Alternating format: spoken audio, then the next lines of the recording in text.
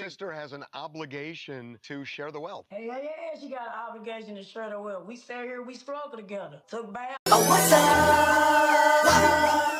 Oh, what's up? It's Amaj back here with another video. Today we're about to be reacting to a Omeezy video, and it's gonna be on the GloRilla situation with her sister. I've been seeing these clips on like TikTok, Instagram, just everywhere. She basically seems like a jealous jealous sister that probably didn't believe in GloRilla and just got left behind. And she's just making all these claims and shit, lying about shit. And I see GloRilla like posting like receipts, but let's see. They talk about always bringing their day ones that were with them up to the mountaintops when they get there. Mama, daddy, sister, brother, man, Pookie, auntie, uncle, it don't matter who it is. If I made it, we all made it. But what happens when doing enough isn't enough for those that are in need? GloRilla found out the hard way as her sister came to the internet bashing her for seemingly not doing enough for her and her family. But this opened up an interesting conversation about entitlement as it pertains to celebrities and their family members. If you're new to this and you haven't already, Oh my gosh. Hey, this is literally like the thing about like jealous of another person. Like you can't get your own type of grind on. This is like a person you're literally gonna be. It's just like a jealous ass sibling. And I see people online calling her sister Broilla. This is From when I was born till I was 15, I had never slept in a real bed. Like, I thought everybody slept on air mattresses. I never knew people had real beds. wow. So, like, when growing up, it was a lot of us. The girls had one room, the boys had one room. Well, my two oldest brothers, they used to sleep in, like, the attic upstairs. So they had, Because the mama was whooping the kids. from when I was born till I knew people had real beds. Wow. So, like, when growing up, it was a lot of us. The girls had one room, the boys had one room. Well, my two oldest brothers, they used to sleep in, like, the attic upstairs. So they had their own room. It wasn't the attic. It was, like, a room across from the attic. Yeah. And so the boys had one room and the girls had one room. And we all slept on one queen-size air mattress. And, yeah, I was like that my whole life. And I never knew, like, I used Can I just say that's a wild ass shirt to be wearing in an interview, especially around the old ass gooner like that nigga Shannon Sharp. We know what that nigga was getting into.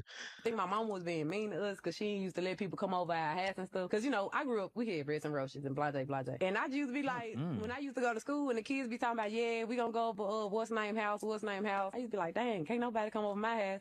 But I just thought my mom was being mean the whole time. I would have been embarrassed because they would have been like, you don't got no bed. Yeah, you sleep on the air mattress. Your back should be messed up sleeping on the floors. Yeah, and we used to sleep on floors too, like, cause one little thing can put a hole in the air mattress. Yeah. And like my dad used to always go get the patches for the air mattress, and you glue it on there and patch the hole up on the air mattress. Until they got the money to go buy the patches, we'll sleep on the floor until the air mattress got back patched up.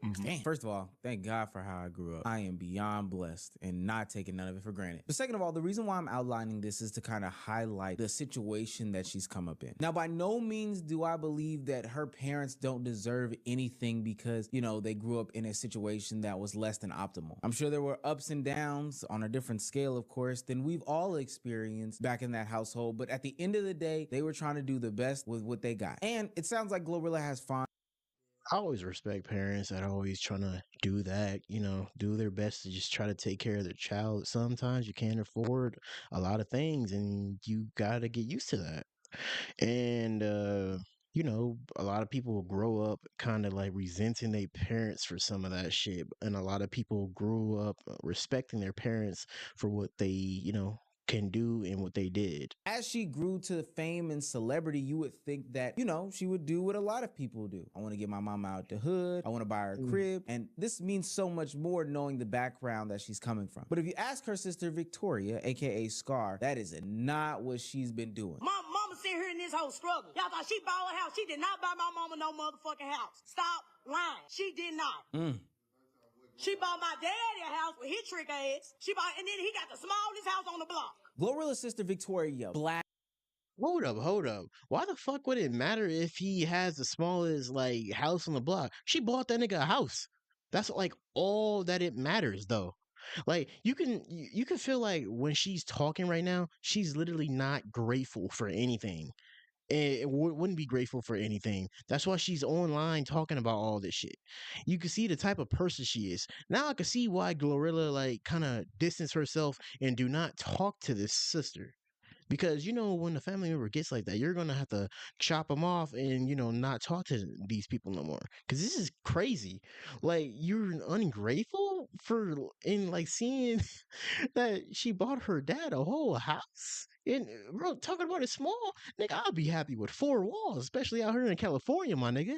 Like, oh, you just can't talk other people to being grateful for anything though. Asked her for essentially not taking care of her parents, of her family, while seemingly being a millionaire living a lavish lifestyle. She goes on to say that she is not okay. The things that GloRilla has been saying are straight lies. In fact, GloRilla's dad actually just borrowed some money the other day, and so did her mother. But they borrowed it from Victoria and not the singer, songwriter, rapper, whatever you want to call her, GloRilla. I do want to preface this by saying, as I watched that whole video and every interaction that GloRilla lashes back at her sister online via subliminals, changing her profile picture to her sister in a FedEx uniform, and then she also tweets out Indeed.com. She even goes on to highlight text messages showing her mother's gratitude for the different things that she's done for her and her family. GloRilla didn't come to the internet and be messy about the situation and address her sister directly. She just dropped proof and left the scene. I do want to talk about how her sister spoke to her in this situation. GloRilla's specific sister seems entitled in the manner. I can understand the concept of wanting to take care.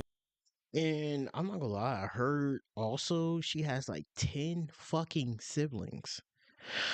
Oh my god, like you can't bring everybody up. That's like paying a whole bunch of paying for 10 people. Like, bro, a lot of these rappers like found out the hard way of like bringing a lot of niggas out the hood. I heard 50 Cent in another video I watched, this nigga like had to cut all them dudes off. And another example, Fetty Wap. I watched the downfall of Fetty Wap in another video, not reacted to it on my own time, but I like seeing like what type of shit it takes to, instead of paying security, you paying like niggas from the hood and all your homies and shit coming there. So if you get you some type of designer ass fucking pants, you gotta get them something. They could be feeling left out. They could be like the, can I get one? Like, it's basically being a situation like that. You can't bring everybody out the hood, bro. They have to like want something for themselves. Like if they come up with an idea to try to better themselves, or have some type of entrepreneur thing going on, and if you want to, that's your money, you couldn't invest in them. But that's how I figure, like, you trying to bring people up. If they come up with some type of good ideas, you ain't just go come out of nowhere handing, money to your siblings, handing money to this person, handing money to that people. But she took care of her dad and she took care of her mom. That's what I'm seeing in the situation. You can't take care of everybody. That doesn't mean that you get to pick and choose how I give gifts. When GloRilla's sister talked about how her dad did get a house, she highlighted the fact that it's the smallest house on the block. Like, what the fuck? So what? I come from a background where you are supposed to take care of your elders, but by no means does that mean that GloRilla has to buy her father a house, let alone it be the biggest house on the block. You telling her how to spend her money in that fashion, to me, is ridiculous and crazy. And then based on the screenshots that we saw from GloRilla and what her sister is saying, there seems to be some sort of disconnect. We're only going by what's being provided, but it seems like GloRilla is actually taking care of her mother, but maybe her sister doesn't care so much about how that is done. The reason why is because GloRilla's sister is deep in GloRilla's pockets. We all have got plans for our family when we get on, but that only plays out once you get on. Let me be clear to GloRilla's sister, I don't think that this is a way, beefing with your family publicly, as a means to get on. We just saw you and your sister together back in December, so now it seems like you're fabricating some sort of beef to launch a Twitch career. Now, why everybody wants to be... Oh, what? So you were seen with her and now you're disclosing all of this shit to try to get on? It seems like the classic type of bullshit ass throw your sibling or throw your homie under the bus to just trying to get up. Like, this is for fabricated drama. Fabricated drama is just basically it. Like, come on, bro. That's some fake ass shit, bro. Especially doing that to your own sister. streamer, I don't know. Maybe she realized she couldn't make no good music. That does not mean you need to be Kaisa that gang. There's valid reasons as to why GloRilla wouldn't want to be associated with her family, and I'll put a bow on it just in a minute. But it starts off with the fact that she's not addressing these things privately, but she's doing this publicly. She continues to go on the internet to berate her sister and talk about just how bad her situation and circumstance was. I was so damn hungry, I damn near ate a roach. Sleeping on the next motherfucking couch, bitch. You don't even do shit for our autistic brother. I know he ain't do shit to you. What? We got an autistic brother. You don't even do shit for him. This bitch that literally laid on the motherfucking mattress with me and pissed in the bed and lied like it was me. We had pregnant Rex. The rest were fucking pregnant. And we used to feed the goddamn Rex. We used to feed the Rex. My mama lived in the house she bought. Gloria did not buy that house. She bought my sorry ass daddy a house full of roaches.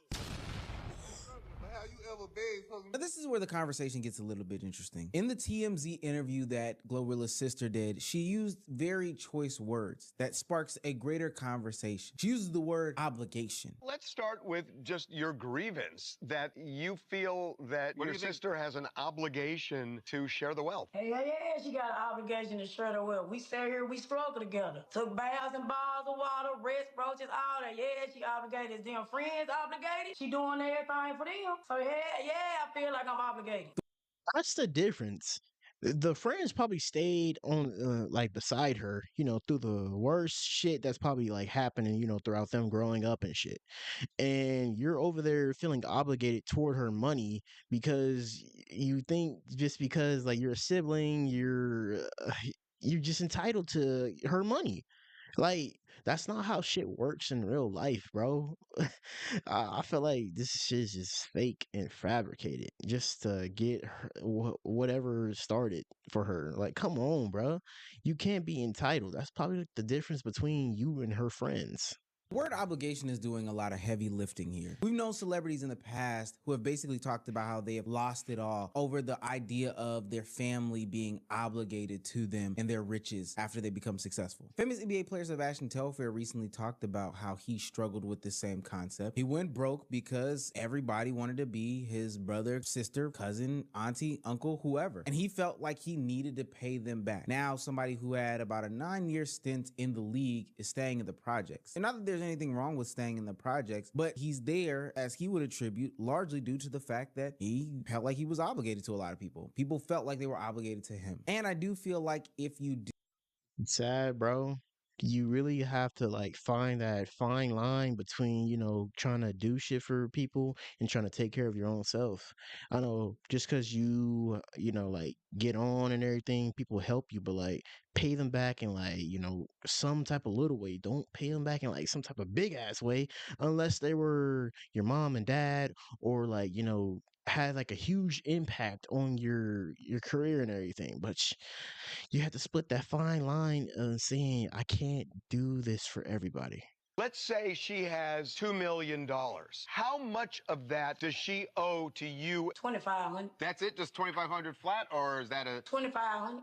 Flip. in which Tory Lanez, yes, Tory Lanez from prison, ended up reaching out to her and giving her the money. You know how fucked up you gotta be in order for somebody that's in jail to be sliding you money crazy. while they need the actual money? Oh my God. What?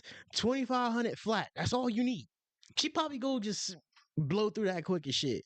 Like, I was expecting like a huge ass number or, being more in her life and saying, oh, I need this type of money. She said 2,500 flat. Crazy. I think that GloRilla's sister is somebody that exists in the story of everybody who has had some sort of upward mobility in their life. There's always going to be somebody there that I said, these are the type of people that come into your life or are already in your life thinking they're entitled to some type of money. Like, if you're not going to be, doing nothing with your life and, thinking you're entitled to my money, like, you're out. Get the fuck out of here. You're not trying to better your own life and you're going to keep trying to seek out money throughout the time for me. Like, I'm not your provider. I'm not anything. Stop being entitled to money. This is like how a lot of people on the come up and they see somebody doing good. It was like, oh, I can call so and so.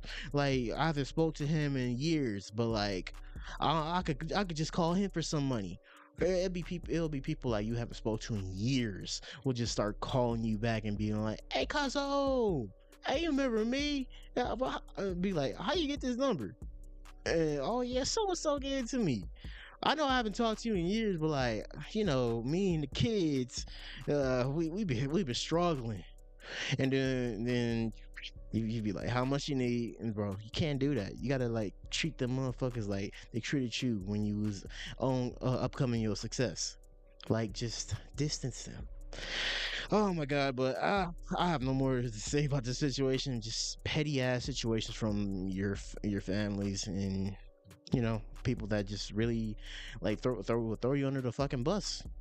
But hey, if you guys like that video, go check out Omizi's full video, and if you like my reaction, like and subscribe. We're on the road to 350. Catch you in the next video.